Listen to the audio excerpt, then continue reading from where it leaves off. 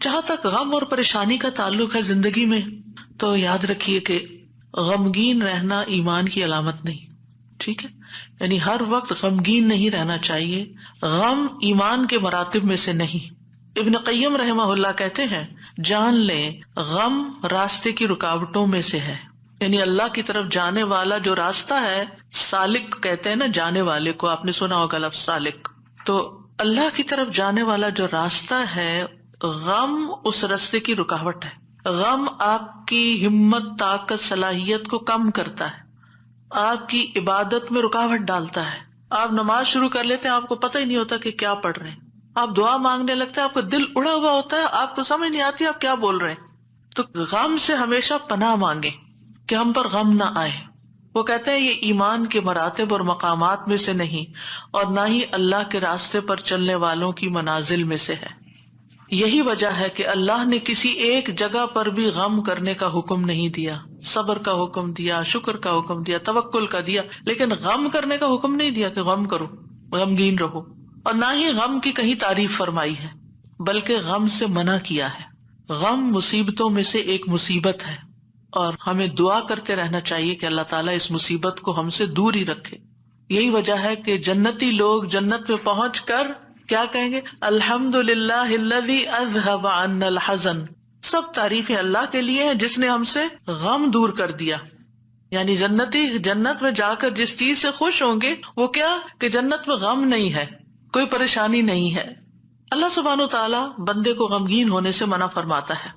سورۃ آل عمران میں جنگ احد کے سلسلے میں اللہ تعالیٰ فرماتے ہیں اذ تسعدون ولا تلوون علی احد والرسول يدعوكم في اخراكم فاصابكم غما بغم لكي لا تحزنوا على ما فاتكم ولا ما اصابكم والله خبير بما تعملون۔ اور وہ وقت یاد کرو جب جنگ احد میں تم بھاگے چلے جا رہے تھے اور کسی کی طرف مڑ کر بھی نہ دیکھتے تھے، حالانکہ اللہ کا رسول تمہیں پیچھے سے بلا رہا تھا، پھر اللہ نے تمہیں رنج پر رنج دیے تاکہ تم ایسی بات پر غم نہ کرو جو تمہارے ہاتھ سے نکل جائے، اور نہ ایسی مصیبت پر غم کرو جو تم پہ نازل ہو، اور جو کام بھی تم کرتے ہو اللہ ان سے خوب واقف ہے۔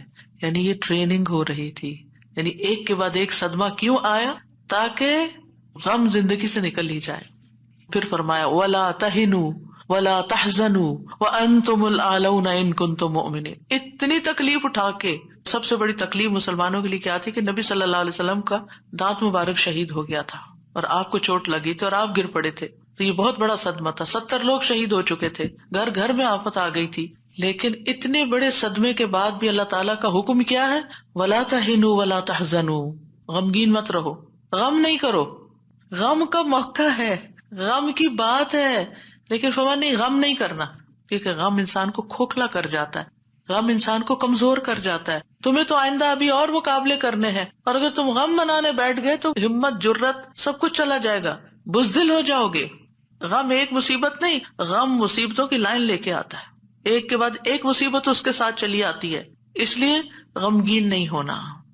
موسیٰ علیہ السلام کی والدہ نے جب موسیٰ علیہ السلام کو چھوڑنا تھا دریا میں، تو اللہ تعالیٰ نے ان کی طرف الہام کیا کہ بچے کو دودھ پلاتی رہو ابھی، پھر جب تجھے اس کے قتل کا خوف ہو تو اسے دریا میں ڈال دینا، اور کیا کرنا؟ وَلَا تَخَافِي وَلَا تَحْزَنِي، نہ خوف کرنا نہ غم کرنا۔ اللہ اکبر! کوئی بھی ماں جس کا بچہ چھوٹا ہو وہ تو کسی دوسرے کے ہاتھ میں بھی بچے کو دیتے ہوئے خوف اور غم کا شکار ہوتی ہے۔ خوف کیا ہوتا ہے؟ پتہ نہیں گرا ہی نہ دے بچے کو، اور غم کیا ہوتا ہے کہ جدائی ہو گئی ہے بچے سے، پتہ نہیں یہ کیا سکھا دیں اس کو، پتہ نہیں یہ کیسے پیش آئے اس سے۔ تو ماں اگر اپنا بچہ کسی اور کو دیتی ہے تو غمگین ہوتی، کہاں یہ کہ باسکٹ میں ڈال کے دریا میں ڈال دو، اور ساتھ اللہ کا حکم خوف اور غم کرنا ہی نہیں۔ اب بتائیں کیا کرے، کیسے دل کو تھامے؟ یہی اصول سیکھ لیں زندگی کے لیے، جہاں کہیں غم پاس آئے، کہیں رونا آئے، کہیں دکھی ہوں، اللہ تعالیٰ کا یہ فرمان یاد کر لیں، اور ہے بھی عورت کے لیے، وَلَا تَخَافِي وَلَا تَحْزَنِي، اپنے آپ کو خود یاد کرائیں، وَلَا تَخَافِي وَلَا تَحْزَنِي کہتے رہیں، وَلَا تَخَافِي وَلَا تَحْزَنِي، نہ خوف کرو نہ غم کرو، اللہ ہے نا، اللہ مشکل آسان کر دے گا۔ جس چیز پر بھی تکلیف غم ہوتا ہے اللہ تعالیٰ دن بدلیں گے، یہ سارے حالات بدل جائیں گے۔ آپ اگر اپنے ماضی کو دیکھیں، کتنے ہی واقعات ایسے ہوئے جن پہ آپ بے حد غمگین ہوئے، پھر ابھی کیوں نہیں ہو رہے ہو؟ تو گزر گیا نا، تو اگر اس وقت بھی تھوڑا کنٹرول کر لیتے تو اچھا ہی تھا، کیونکہ یہ جو سٹریس ہوتا ہے نا، اور یہ غم اور خوف کا مجموعہ سٹریس پھر بن جاتا ہے۔ اور یہ جو اسٹریس ہوتا ہے نا، یہ انسان کو بیمار کر دیتا ہے، فزیکلی بھی کمزور کرتا ہے، اور ایمانی اعتبار سے بھی کمزور کرتا ہے، روحانی اعتبار سے کمزور کرتا ہے، انسان کا دل کمزور ہو جاتا ہے، چھوٹی سی بات سنتا ہے تو اس کے حواس باختہ ہو جاتے ہیں، کسی بھی چیز کا مقابلہ نہیں کر پاتا. تو اللہ سبحانہ تعالیٰ نے ان کو کہا غم نہ کرو، بے شک ہم اسے تیرے پاس واپس لانے والے ہیں، واپس تمہارے ہی پاس آئے گا. اور آپ اپنا بچہ کسی کو بھی دیتے ہیں تو واپس آپ ہی کے پاس آتا ہے، اور اسے رسولوں میں سے بنانے والے، اللہ یہ کہ اللہ اپنے پاس بلا لے، پھر تو ہم سے زیادہ اللہ کا ہے نا. انا للہ و انا الیہ راجعون. نبی صلی اللہ علیہ وسلم نے غار ثور میں کیا کیا تھا؟ اذ ہما فی الغار اذ یقول لصاحبہ لا تحزن، غم نہیں کرنا، ان اللہ معنا. یعنی کس طرح بے یار و مددگار انسان ایک ایسی جگہ پر ہو جہاں ساری قوم دشمن بنی ہوئی ہو اور پھر بھی غم نہ کرے، سارے ساتھ چھوڑ دے، الٹا مخالفت کرے، جان کے دشمن بن، پھر بھی غم نہیں کرو، غم نہیں کرو. اور حضرت ابوبکر تو نبی صلی اللہ علیہ وسلم کے لیے غمگین ہو رہے تھے نا. ابن قیم کہتے ہیں 4 چیزیں جسم کو برباد کر دیتی ہیں: پریشانی، غم، بھوک اور بیداری. پریشانی اور غم پختہ عزم کو کمزور کر دیتے ہیں اور دل میں کمزوری پیدا کر دیتے ہیں، اور بندے اور اس کے کاموں میں محنت کرنے کے درمیان رکاوٹ بن جاتے ہیں جو کام اس کے لیے مفید ہوتے ہیں. یعنی آپ پروڈکٹیو نہیں رہتے، اور یہ سفر کا راستہ کاٹ دیتے ہیں، یعنی جو اللہ کی طرف جانے کا راستہ ہوتا ہے نا اسے کاٹ دیتے ہیں اور اس کو پسپائی کی طرف الٹا کر دیتے ہیں، یا رکاوٹ بن کر اس کو سفر سے روک دیتے ہیں، یعنی وہ اللہ کی طرف جانا ہی بند کر دیتا ہے. یعنی ایک شخص اچھا بھلا کچھ سیکھ رہا ہوتا ہے، کلاسز جوائن کی بھی ہوتی ہے، کوئی کام کر رہا ہوتا ہے، یا کسی بات سے غمگین ہو جاتا ہے، جانا ہی چھوڑ دیتا، بھی کیوں نہیں آ رہے، بس ڈپریشن کا شکار ہے، کہیں جانے کو دل نہیں کرتا. آپ اچھا بھلا ایک کام کر رہے تھے، آپ بیکار ہو کے بیٹھ گئے، کیا یہ نقصان نہیں ہے؟ اور اس غم کی حالت میں انسان کی عقل ایسے ماری جاتی کہ اس کو اپنا نقصان بھی نہیں سمجھ آتا کہ میں اپنا ہی نقصان کر رہا ہوں، اپنے آپ کو کھا رہا ہوں. غم کیا ہے؟ خود کو کھانا. تو خود کو کھانے سے تو مسئلہ حل نہیں ہوگا، مسئلہ تو جہاں ہے وہی ہے، وہ تو اللہ نے دور کرنا ہے. اس سارے کیفیت کو، اس احساس کو، اس شدت کو دعاؤں میں لگا دیں، دعاؤں میں کنورٹ کر دیں. امام ابن قیم کہتے ہیں یا اس کے علم سے رکاوٹ بن جاتے، علم کے لیے رکاوٹ بن جاتا ہے غم. تو یہ چیزیں سفر پر جانے والے کی پشت پہ بہت بھاری بوجھ ہیں: پریشانی، غم، بھوک اور بیداری. یعنی جو صحیح نیند نہیں لیتا رات کی، جو صحیح فوڈ نہیں لیتا یعنی اپنی ضرورت کی غذا نہیں لیتا، اور جو غم اور پریشانی کا شکار رہتا ہے، وہ شخص کسی کام کا نہیں رہتا، بیکار، نکما. اور آپ دیکھیں جب انسان بیکار ہوتا ہے نا، جو کوئی کام کا نہیں ہوتا، کسی کی خدمت اور مدد میں نہیں ہوتا، وہ تنہا ہو جاتا ہے، اس کی کوئی قدر و قیمت نہیں رہتی، کوئی اس کو لک فارورڈ نہیں کرتا، کوئی اس سے محبت نہیں کرتا. بیکار انسان اپنی قدر گنوا دیتا ہے. وہ کہتے ہیں پنجابی کا محاورہ ہے، چم نہیں کم پیارا. چم کا مطلب ہوتا ہے چمڑا، اسکن. یعنی اگر آپ کی اسکن بڑی گلو کر رہی ہے تو وہ کسی کو اچھی نہیں لگے گی، آپ جتنا چاہیں میک اپ لگا کے خوبصورت بن کے آ جائیں، لیکن اگر آپ کام کے بندے ہیں نا، کسی کے آپ کام کرتے ہیں، آپ پروڈکٹیو ہیں، آپ کسی کے مددگار ہیں، تو ہر کوئی آپ سے پیار کرے گا. یہ ایک اصول، ایک فطرت کی بات ہے. چاہے اپنے بچے ہی کیوں نہ ہو، اگر وہ بیکار رہنے کے عادی ہو گئے ہیں تو آپ دن رات ان پہ غصہ کرتے ہیں کہ تم سست ہو، تم بیکار ہو، تم کسی کام کے نہیں ہو. اور اس کو بیکار کس چیز نے کیا؟ فکر، پریشانی، غم، دکھ، تکلیف، ان چیزوں نے. تو ان کا علاج کرنا ہوگا. ابراہیم بن ادہم کہتے ہیں غم 2 طرح کے ہوتے ہیں، ایک غم تمہارے حق میں ہے اور ایک غم تمہارے خلاف ہے. پس وہ غم جو تمہارے حق میں ہے وہ آخرت کے بارے میں غم کرنا ہے. سارے غموں کو ایک میں ڈھال لے، اور وہ ہے آخرت کا غم کہ وہاں میرا کیا ہوگا، کیا میں جنت میں جا سکوں گی یا نہیں. وہ کہتے ہیں کہ ایک غم تمہارے حق میں ہے، وہ آخرت کے بارے میں غم کرنا اور اس کی خیر و برکات کے بارے میں غم کرنا ہے. اور وہ غم جو تمہارے خلاف ہے وہ دنیا اور اس کی زینت کے بارے میں غم کرنا ہے، دنیا کے فائدوں کے بارے میں غم کرنا کہ کوئی چیز چلی گئی. وہ دنیا کی زینت کیا ہے؟ مثلا اپنی جوانی، اپنا حسن، یہ ساری چیزیں کیا ہے، وقت کے ساتھ ساتھ ڈھل جاتی ہیں. پھر کچھ لوگ اس پر غم لگا بیٹھتے ہیں کہ ہم پہلے سے خوبصورت نہیں رہے، پہلے سے اسمارٹ نہیں رہے، پہلے سے ایکٹیو نہیں رہے. اور کچھ لوگ تو ہر وقت رونا ہی روتے رہتے ہیں، اب میرا حافظہ کمزور ہو گیا ہے، اب میں سوچ نہیں سکتی. ایک خاتون کو میں جانتی ہوں کہ پچھلے 20 سال سے یہی بات ہر وقت کرتی ہے جب ملتی ہے. اتنی بیزاری ہوتی ہے ایسی باتیں سن کے، کیونکہ جب آپ ایسی باتیں کرتے رہتے ہیں نا تو اس سے آپ دوسروں کو بیزار کرتے ہیں اور اپنی قدر کھوتے ہیں کہ اچھا اب یہ بندہ بیکار ہو گیا ہے، اب یہ کام کا نہیں رہا، چھوڑو اس کو. ہم کیا چاہتے ہیں؟ ہمدردی لینا دوسرے سے، یہ کہہ کے کہ میں کمزور ہوں، بیمار ہوں، ہم سمجھتے ہیں دوسرے ہمدردی کریں، ایک دن کریں گے، 2 دن کریں گے، پھر کیا ہوگا؟ ہر وقت تھوڑی کریں گے. ہر وقت ہائے ہائے کرتے رہنے سے آپ دوسروں کو بیزار کرتے ہیں. المؤمن القوی خیر واحب الی اللہ من المؤمن الضعیف. قوی مومن، طاقتور مومن بہتر ہے، اچھا ہے، خیر ہے، اور اللہ کو زیادہ پیارا ہے کمزور مومن سے. اب آپ اللہ کے پیارے بننا چاہتے ہیں یا نہیں؟ بننا چاہتے ہیں تو بہادر ہو جائیں، ہوشیار ہو جائیں، غموں کا رونا اتار پھینکیں.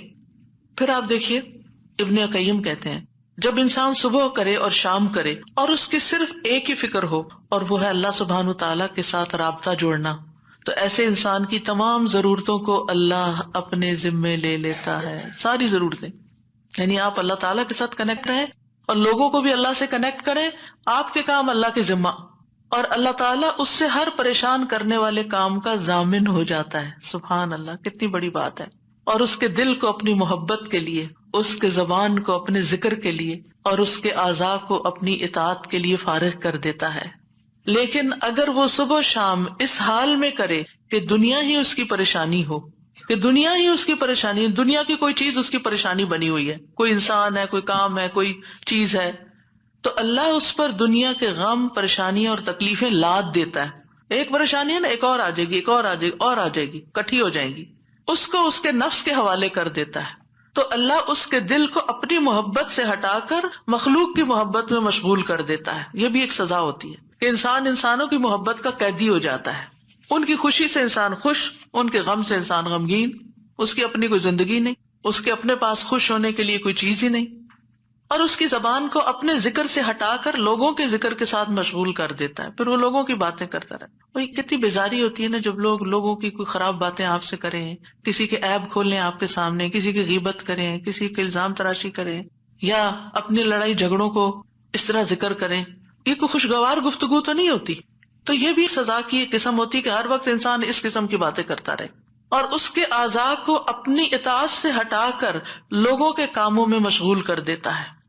انبیاء کا خاص وصف یہ تھا کہ وہ آخرت کو ہر وقت یاد رکھتے تھے اور ہر معاملے کو اسی کو پیش نظر رکھ کے نبھاتے تھے. ان کے بارے میں آتا ہے انا اخلصناہم بخالصۃ ذکر الدار، بے شک ہم نے انہیں ایک خاص صفت کے ساتھ چن لیا جو اصل گھر کی یاد ہے.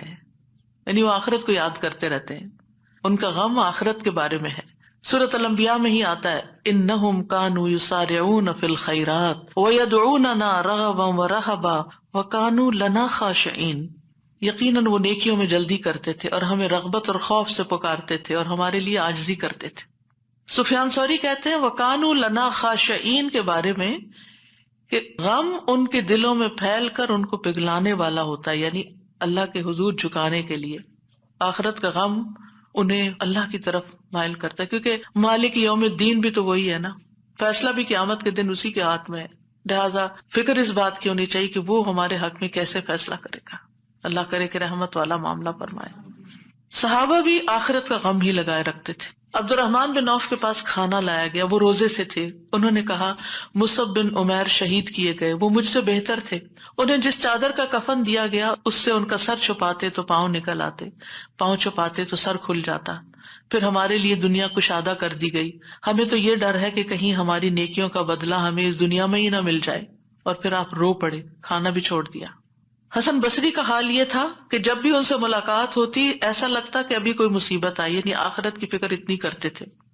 نظر کہتے ہیں میں عمر بن عبدالعزیز کے پاس گیا تو وہ رونے کے قریب تھے، ہمیشہ آہیں بھرتے رہتے تھے، گویا ساری مخلوق کا غم انہی کو ہے، حالانکہ ان کو آخرت کی فکر ہوتی تھی. سفیان ثوری کہتے ہیں لوگوں کا غم ختم ہو چکا ہے، آپ نمازیوں میں ایک شخص کو دیکھیں گے اس پر کوئی نہ غم ہے نہ خوف ہے.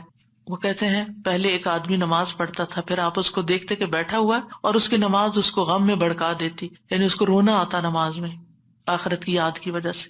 آج اگر ہمیں نماز میں رونا آتا بھی ہے تو کس وجہ سے آتا ہے؟ ہم سب اپنا جائزہ لیں، ہر کوئی اپنا اپنا.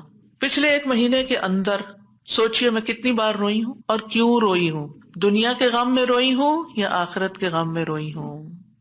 ہم کیوں روتے ہیں؟ اس نے مجھے ہرٹ کر دیا، یہ مسئلہ آ گیا، فلاں آ گیا. یہ چھوٹے مسئلے ہیں، یہ وقت کے ساتھ ختم ہو جائیں گے. جو آگے آپ بڑھیں گے یہ مسئلے پیچھے رہتے جائیں گے. لیکن آگے جو آ رہا ہے نا، کل جس کو دیکھنا ہے وہ ہے مشکل وقت، اس کا غم لگا لیں، پیچھے نہ دیکھیں آگے دیکھیں۔ صحابہ نماز ضائع ہونے پہ غم زدہ ہوتے تھے، عبادت نہ کر سکنے پر غمگین ہوتے تھے، فتنوں میں پڑنے پہ غمگین ہوتے تھے، ہر دن زندگی کو کم کر رہا ہے اس بات میں غمگین ہوتے تھے، اس بات میں نہیں کہ دنیا چھوڑ جائیں گے تو کیا بنے گا، یہ سارے ہمارے مال اسباب اور جو ہم نے اتنی محنت سے کمائے ہیں اس کا کیا ہوگا، اس بات کا غم کہ حساب کا وقت قریب آ رہا ہے، ہر دن موت سے قریب کر رہا ہے، ہر دن قبر سے قریب کر رہا ہے، آگے میرا حساب ہونا ہے، میں کیا اس کے لیے تیار ہوں؟ کیا میں نے اپنے سارے کام نپٹا لیے؟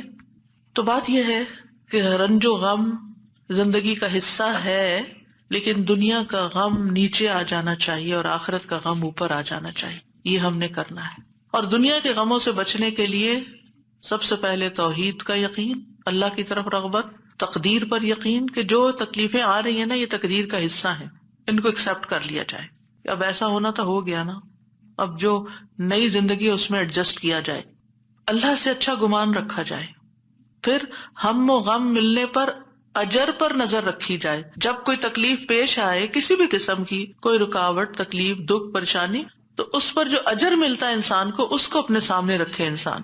حدیث میں آتا ہے رسول اللہ صلی اللہ علیہ وسلم نے فرمایا کسی مومن آدمی کو جب بھی کوئی تکلیف یا کوئی بیماری یا رنج، یہاں تک کہ اگر اسے کوئی فکر ہو تو اس کے گناہوں کا کفارہ ہو جاتا ہے۔ ایک اور روایت میں آتا ہے یہاں تک کہ جو چوٹ اسے لگتی ہے یا کوئی کانٹا چبھتا ہے وہ بھی اس کے گناہوں کا کفارہ ہوتا ہے۔ اور ویسے بھی وہ حدیث تو بارہا آپ نے سنی کہ انسان کا درجہ اللہ کے ہاں بلند لکھا ہوتا ہے اس کی قسمت میں، لیکن اس کے عمل تھوڑے ہوتے ہیں، تو اللہ تعالیٰ اس کو کسی مشکل میں ڈالتا ہے تاکہ صبر کر کے بلند درجے تک پہنچ جائے۔ پھر انسان دنیا کے معاملے میں اگر غم ہے تو اپنے سے زیادہ غم والوں کو دیکھ لے، ان کی پریشانیوں کو دیکھے، انبیاء کی آزمائشوں اور تکلیفوں کے بارے میں پڑھے، جانے کہ ان پہ کیسے کیسے غم آئے، پھر اپنے آپ کو اللہ کے سپرد کرے، اپنا معاملہ اللہ کے حوالے کرے، اور جو کام اللہ نے کرنے کو دیے نا ان کی پلاننگ کرے اور وہ کرے، اپنے دل کا حال اللہ کے سامنے رکھے، انما اشکو بثی وحزنی الی اللہ، کثرت سے اللہ کا ذکر کرے کیونکہ اللہ کے ذکر میں دلوں کو اطمینان ہوتا ہے، الا بذکر اللہ تطمئن القلوب، تسبیحات کی کثرت کر دے۔ نبی صلی اللہ علیہ وسلم نے فرمایا جو اپنے مال کو خرچ کرنے سے بچائے، دشمن سے مقابلہ کرنے سے ڈرے، رات سے خوف کھائے کہ وہ اس کو پریشان کرتی ہے، تو وہ اس قول کی کثرت کر دے سبحان اللہ والحمد للہ ولا الہ الا اللہ واللہ اکبر، اور اگر ولا حول ولا قوت الا باللہ بھی پڑھ لے تو اس کا اپنا فائدہ ہے الگ سے۔ پھر یہ کہ اپنے فرائض اور اپنی ذمہ داریوں کو پورا کرے انسان۔ بہت دفعہ انسان کی بیکاری اس کو غمگین کرتی ہے، کرنے کا کوئی کام نہیں ہے، فارغ ہے، کوئی مقصد نہیں زندگی میں، کوئی منزل نہیں، کچھ اچیو کرنے کو نہیں، دن آتا ہے چلا جاتا ہے، تو یہ چیزیں بھی انسان کو پریشان رکھتی ہیں۔ جب آپ کی گول سیٹنگ ہوگی ہر روز کی، صبح سویرے اٹھتے ہی اور ارلی مارننگ کام شروع کر دیں گے تو پریشانیاں بھاگ جائیں گی، ان کو آپ کے پاس آنے کا وقت نہیں ملے گا کیونکہ آپ مصروف ہیں، آپ ان کو ٹائم نہیں دیں گے کیونکہ آپ کے پاس اور کام ہے، لیکن جب آپ فارغ ہوتے ہیں تو وہ آ جاتی ہیں آپ کا دل اڑانے۔ پھر نماز سے مدد حاصل کرنا، وَاسْتَعِينُوا بِالصَّبْرِ وَالصَّلَاةِ، انبیاء گھبراہٹ میں نماز کی طرف لپکتے تھے، اور جو نماز چھوڑ دیتا ہے اللہ کی مدد اس سے چھٹ جاتی، تو نماز کی پابندی، صدقہ کرنا، صدقات انسان کے غموں کو دور کرنے کا باعث ہے۔ اللہ تعالیٰ فرماتے ہیں الذین ينفقون اموالهم باللیل والنہار سرا وعلانیہ فلہم اجرہم عند ربہم ولا خوف علیہم ولا ہم یحزنون، جو لوگ دن رات کھلے چھپے اپنا مال خرچ کرتے ہیں انہیں اپنے رب سے اس کا اجر ضرور مل جائے گا، ایسے لوگوں کو نہ کچھ خوف ہوگا نہ وہ غمگین ہوں گے۔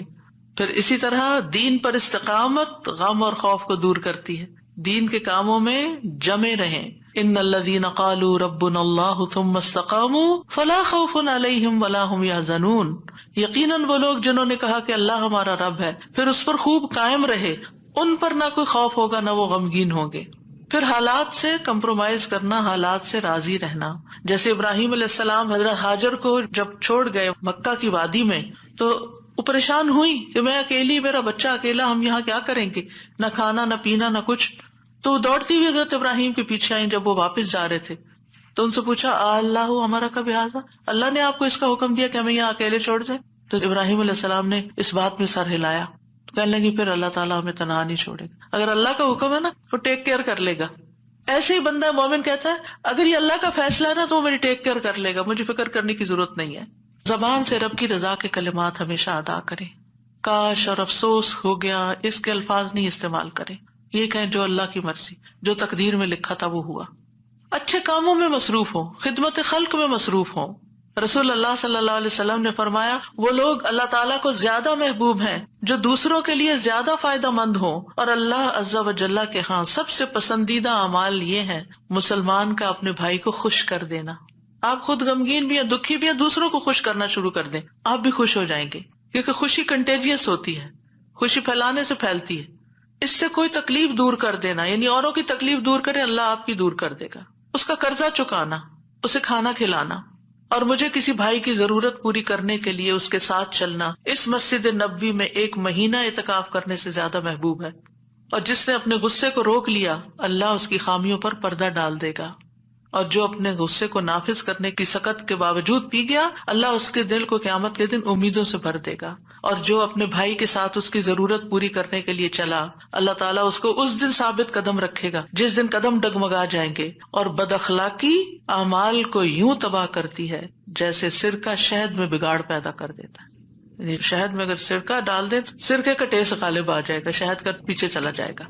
پھر اسی طرح اپنی فوڈ پر بھی نظر رکھیں. کھانا پینا بھی انسان کے اندر جو کیمیکل امبیلنسز ہوتے ہیں، ہارمونل چینجز اثر انداز ہوتا ہے. لہٰذا غم کے موقع پر تلبینہ کھلانا جو ہے غمگین شخص کو وہ فائدہ دیتا ہے. یہ حضرت عائشہ سے روایت ہے کہ جب کوئی ان کے رشتہ داروں میں سے فوت ہو جاتا تو عورتیں جمع ہو جاتی، جب وہ منتشر ہوتی صرف رشتہ دار اور خاص لوگ رہ جاتے تو حضرت عائشہ ان کو ہنڈیا میں تلبینہ پکانے کا حکم دیتی. تلبینہ پکایا جاتا، سرید بنایا جاتا، اس پہ تلبینہ ڈالا جاتا. پھر حضرت عائشہ فرماتی اسے کھاؤ کیونکہ میں نے رسول اللہ صلی اللہ علیہ وسلم سے سنا ہے، آپ فرماتے تھے تلبینہ مریض کے دل کو تسکین دیتا ہے اور غم بھی کچھ دور کر دیتا ہے. تو رائٹ فوڈ جو ہے وہ آپ کے اندر ایک طاقت لاتی ہے. لیکن عموماً کیا ہوتا ہے جب کوئی غمگین ہوتا ہے کھانا بھی نہیں چھوڑ دیتا. تو اس میں صحیح خوراک کسی کو دینا. اور آپ دیکھیں کہ سرید جو ہے وہ یعنی گوشت کے شوربے میں روٹی توڑ کے ڈالنا اور پھر اس کے اوپر تلبینہ، اتنی زبردست ڈش بنا کے کھانا اور کھلانا جو ہے یہ غموں اور دکھوں تکلیفوں کو، اس سے یہ پتہ چلتا ہے اگر کوئی اداس ہے پریشان ہے تو اسے چلے تمہیں اچھا سا کھانا کھلاتے ہیں. تو یہ بھی ایک ریمیڈی ہے. اس کا ماحول چینج کرے، اس کو کہیں لے جائیں. لیکن یہ کبھی کبھی تو ہو سکتا ہے اور کسی وجہ سے ہو سکتا ہے. حضرت عائشہ تو جب کسی کا کوئی فوت ہو جاتا تھا اس کا نسخہ بتا رہی ہیں. لیکن اگر کسی نے روز کی عادت ہی بنا لی ہو، صبح سویرے اٹھے موڈ آف کر لیا، تو اب یہ تو نہیں ہو سکتا نا کہ ہر روز کوئی آپ کو تلبینہ پکا کے کھلائے. اور پھر آخری بات یہ کہ دعاؤں کی کثرت. آیت کریمہ کے علاوہ اللہ اللہ ربی لا اشرک بہ شیئا، نبی صلی اللہ علیہ وسلم اپنے گھر والوں کو جمع کر کے یہ دعا سکھاتے تھے اور فرماتے کہ جب تم میں سے کسی کو کوئی غم یا پریشانی پہنچے تو اسے چاہیے کہ وہ اللہ اللہ ربی لا اشرک بہ شیئا کہے. اللہ اللہ لفظ کی تکرار ہے. 2 دفعہ جب آپ اللہ اللہ کہتے ہیں آپ کا دل ہلکا ہوتا ہے. پھر رب کی صفت کا ذکر ہے، اس میں توحید کا اقرار ہے، اور خالص نیت سے یہ پڑھے تو غم اور تنگی دور ہوگی انشاءاللہ.